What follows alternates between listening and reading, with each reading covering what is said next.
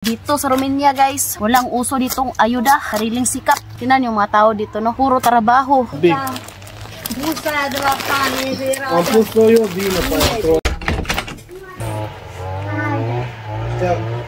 So ayan guys, no? Nandito na pala si Habi. Kakauwi niya lang galing trabaho. Bumili pala ako ng bagong hose para sa garden ba. Tingnan natin kung hanggang saan to aabot. Para sa akin at saka para na rin sa biyanan ko. Naglinis pala yung biyanan ko na lalaki sa garden. So ayun guys, tingnan natin.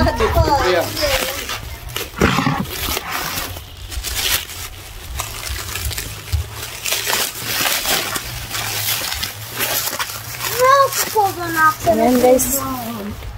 Ang liit. Ayan. Ayan guys. 50 meters to guys.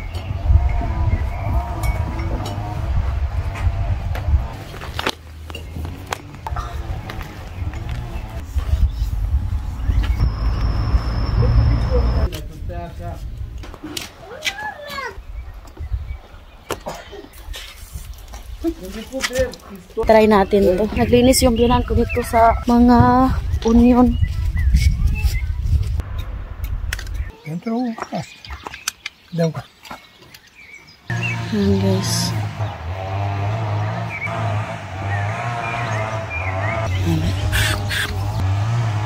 Tira.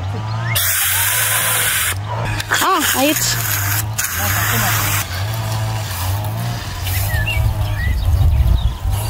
Uy, first. Da. No, no ibu nasta tatoy. Ha? No ibu nasta. Sa strikat lap. Oh. Da. Asta? Sa, no. Trebuie închis că se umflă ăsta. Da. Da? Unde? Cum pune? Mâine trebuie să rezolvăm. Nu trebuie închis de aici și să meargă acolo.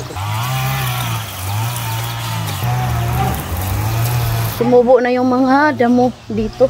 Kailangan pa naming bilhan kasi nga, ayan oh. Close.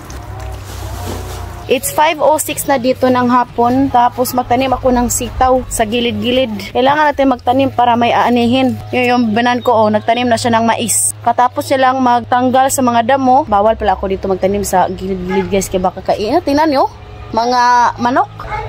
Hello, chicken.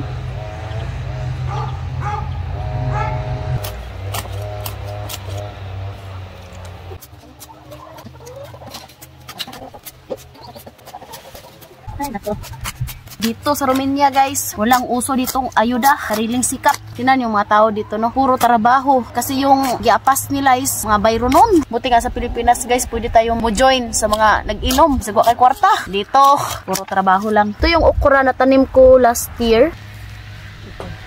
Maghatid na naman yan ng pagkain sa aso.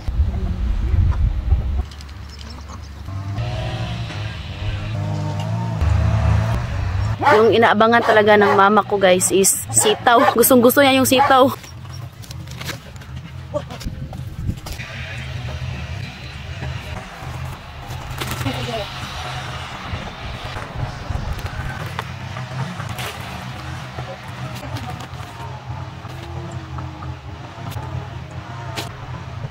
So ayan guys, yung next naman is itong cabbage. First time ko palang magtanim ngayon ng cabbage.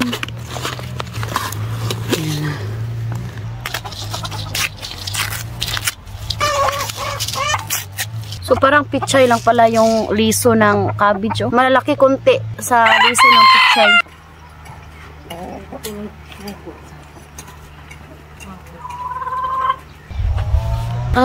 Yung asparagus guys na tinanim ko last year tumubo.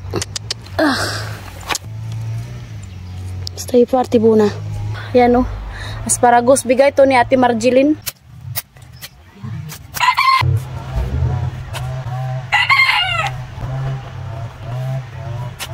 Yung biyanan ko, nanguha siya ng damo para ipakain sa kanyang alagang manok. Atya!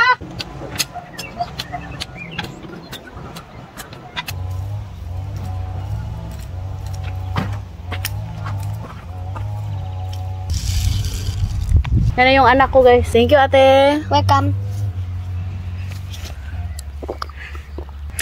Salamat.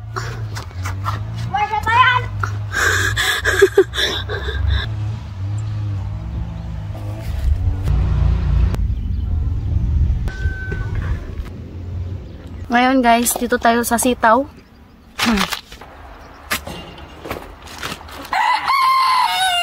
Tapon natin itong mga plastic. So ayan, kung nakikita nyo, sobrang lambot lang yung lupa kasi nga nabungkal na namin to.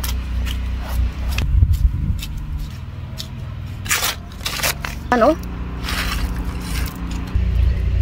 Isa, dalawa, tatlo. Isa, dalawa, tatlo.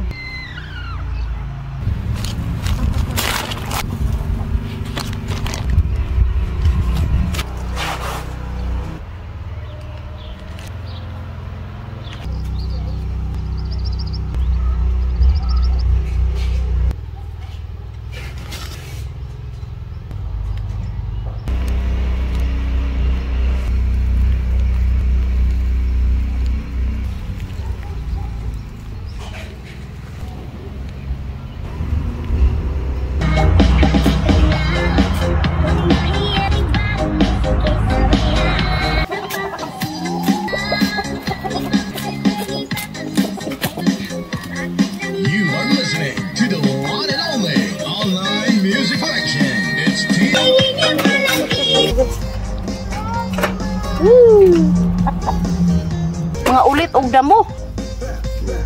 Naubusan ako ng lupa, no? So inutusan ko muna si Habi bumili ng lupa kasi nga gusto kong itanim lahat yung mga seeds ko ngayon. Medyo mahaba-haba yung video natin ngayon.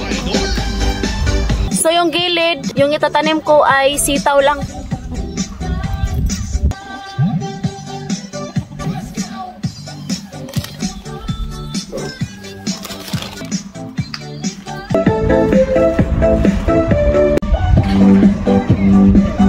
It's big? About 4. It's big. How much all this? I don't know. This is the biggest? No. Oh guys, ang dami kong natanim today. Ngayon, sa Ampalaya naman tayo. Grabe. Pero ang sarap sa feelings, no, na yung binigyan tayo ng panahon na maganda. So kaya kailangan lang nating magsipag. 13 lang yung seeds. 1. Tig-isa lang yung nilagay ko.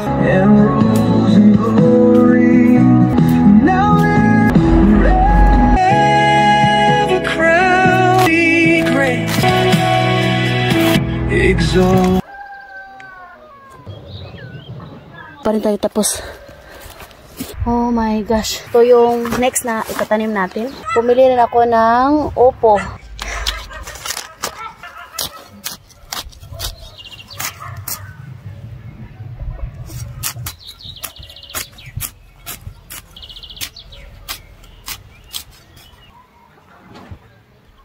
Ilan kaya yung laman nito? 12.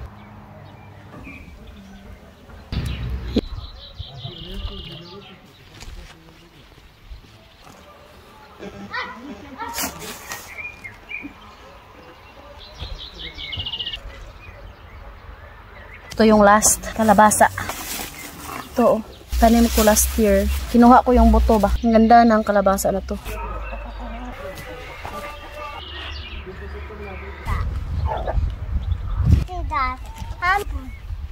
Ito yung pinaka-last. After nito, pahinga na tayo guys. Watermelon. Bumili kami ng watermelon sa city. Tapos yung seeds, inipon ni Katyusha. Sabi niya na itanim ko daw. So, ayan. Itanim natin to. Si Katyusha pang naglagay nito. Ayan, oh.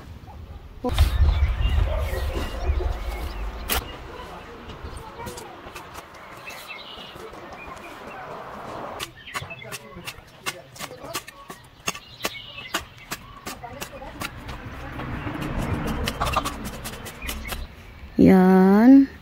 Yan. Eh. Wati.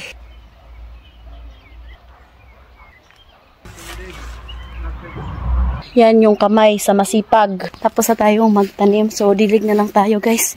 Thank you Lord for the blessings. Thank you Lord sa kasipagan.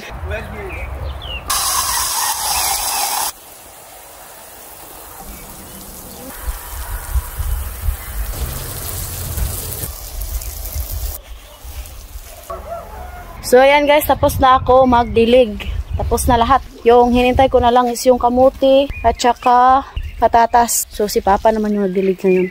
Thank you for watching. Hope nag-enjoy kayo sa mga vlog namin. Sobrang haba tong video na to. We love you all. Bye!